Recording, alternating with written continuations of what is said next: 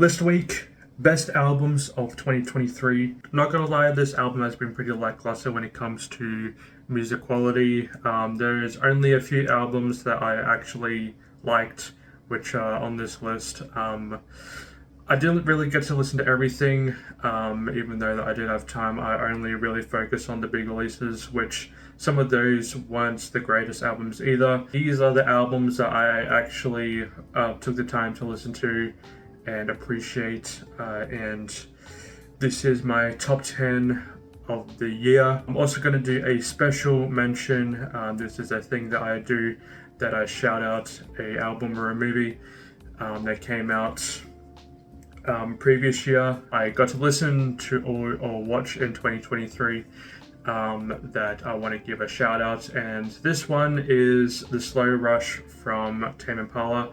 Yes, this may be a very popular album, but I think that Tame Impala is one of the most impressive artists working today. The music is just incredible, and this album shows that they are one of the best artists working today and isn't borderline just a vibe. Yes, you may consider it a TikTok song, but that song actually got me through this year. This whole album got me through this year. It is a 2020 album. It is only like an hour long. It is definitely a must listen. Even though that it isn't really their best album, I think that Currents is, but this is the one that I actually listened to this year, and it is definitely one of my favorites from previous years. Starting off the list is the Idols soundtrack. Even though that I didn't really love the show, it was on my worst shows of the year list. The soundtrack was incredible. The Weeknd, when it comes to music, of course, he brings such it just brings a vibe, and this whole soundtrack fits the show extremely well. It brings some features from the cast list with songs including Lily Rose Depp, who I never knew could actually sing, and that one song, well, the two songs that are very popular at the moment, Popular and One of Your Girls. Honestly, this soundtrack is one of the best soundtracks of the year. Another soundtrack is the Spider-Verse soundtrack. Again, I didn't really rate this well, but as I got to listen to it more, I appreciated it more, and it complements the film so well. This soundtrack is one of the best of the year.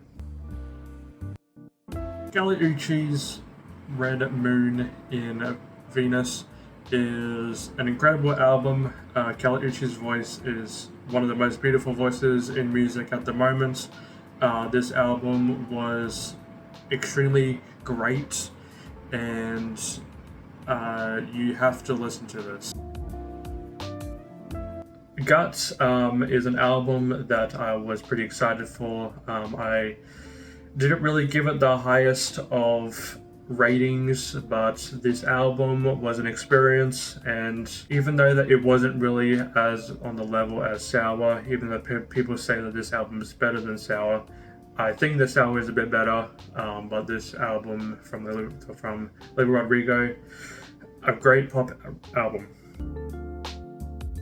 PinkPantheress, everyone knows, I think that she is one of the coolest artists working. Her style and her vibe is extremely catchy. Her writing as well is just immaculate, and that one feature, or the remix of a very popular Boys a Liar, Boys a Liar Part 2 with Ice Spice, is one of the best songs of the year.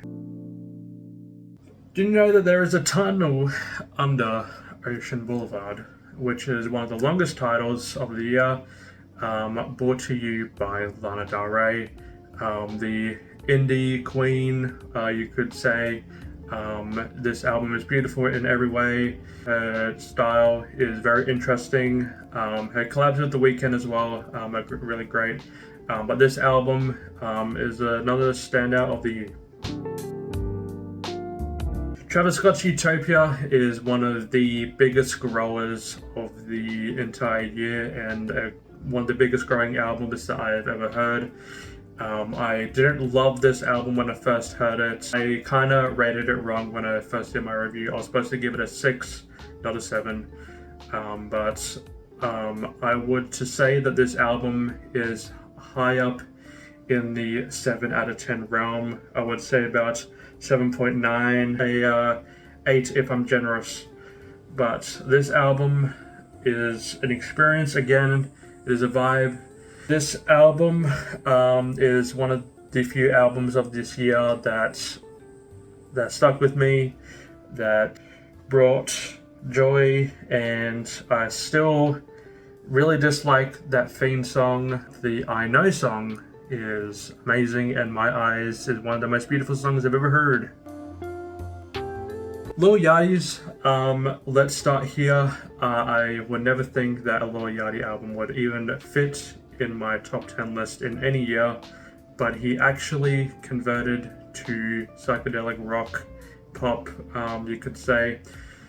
This album is experimental at its best. This is what an experimental album should be. It just sounds amazing. The production is crazy. It is so good. Lil Yachty's vocals and the featured guests on this album are amazing. And Drive Me Crazy is probably my favorite song of this year.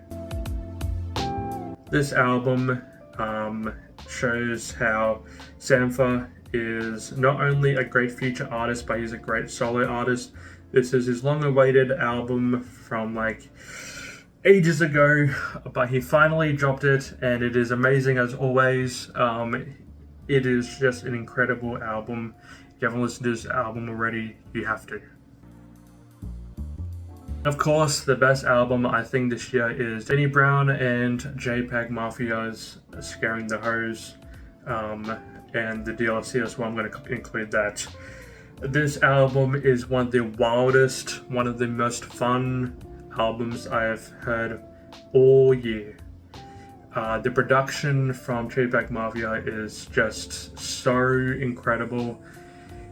And the different beat switches, well, not really beat switch, but beat or evolution of each song, like the beats and the evolution of each track, it just keeps getting better and better. This album is almost a 10.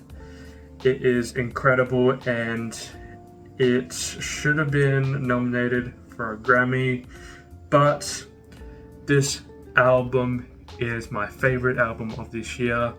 I was really hoping that an album would blow me away, but this album was very, very close, and yeah, it's my favorite album. So yeah, that was my list and everything on this album. What were your thoughts on my list? What is your list? What is your favorite album? And yes, have a good one.